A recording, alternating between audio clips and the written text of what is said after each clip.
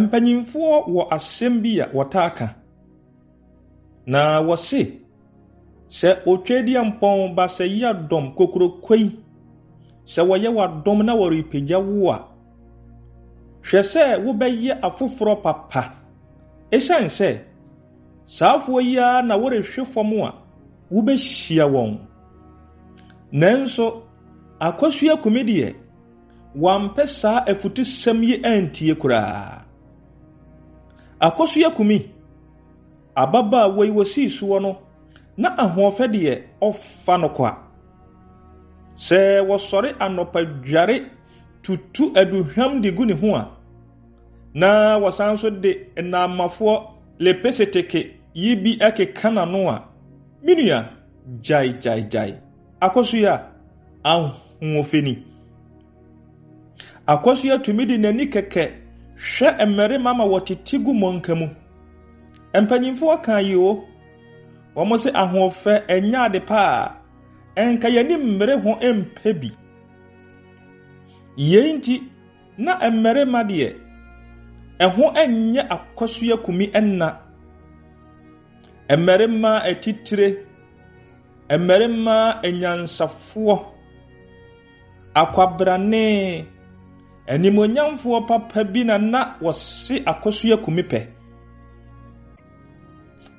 Mmarima pii na wɔbɛse AKOSUA KUMI pɛ.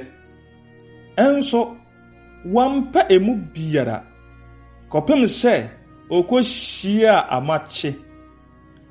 AKOSUA na wɔto wɔdɔ ntintam mu yi wama amakye ano ansi koraa ɛna wɔteɛ mu sɛ ane mapene. AKOSUA ne amakye firase atwe mpena emu ɔden obi bɛseɛ mpena bum. Mpanyimfoɔ kan yo ɔmo se asuo hɔ no sɛ tene ɛkɔbɔ asuo mu a ɛnkyɛ na ano adwo. Ahyɛseɛ no na biribiara ɛdeda na kwan mu. Amakye owuo sika na ne ho nso ɛyɛ fɛ yie. AKOSUA enni sika deɛ ɛnso ɛba ahoɔfa a mpanyin se enipa yɛnim no awia no eduru anwumere a yɛnsɔ kanea ɛmfa nhwɛ n'anim. Unim AKOSUA dada. Unim sɛ deɛ wɔteɛ. Amakye kwagye efie kɛseɛ ɛwɔ mamprobi ma AKOSUA. Afei nso obue sotɔ kɛseɛ wɔ kurom ɛka ne ho. Mpanyin se sika ɛsrenkrante nam yɛ. Wama no anso hɔ a amakye san tɔ ka fɛfɛɛfɛ bi ɛma ne do wiase. Mpanyinfoɔ ka bio wɔse ɔdɔ nan ekyiri abosia.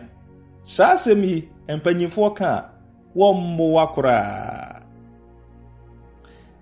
Ɛyɛ AKOSUA KUMI anansesɛm yi ɔfa edi kan nie. Ɔfa ɛtɔ so mmienu nso ɛbɛba. Midin ɛdi teacher Opoku abranteɛ. Meda wase.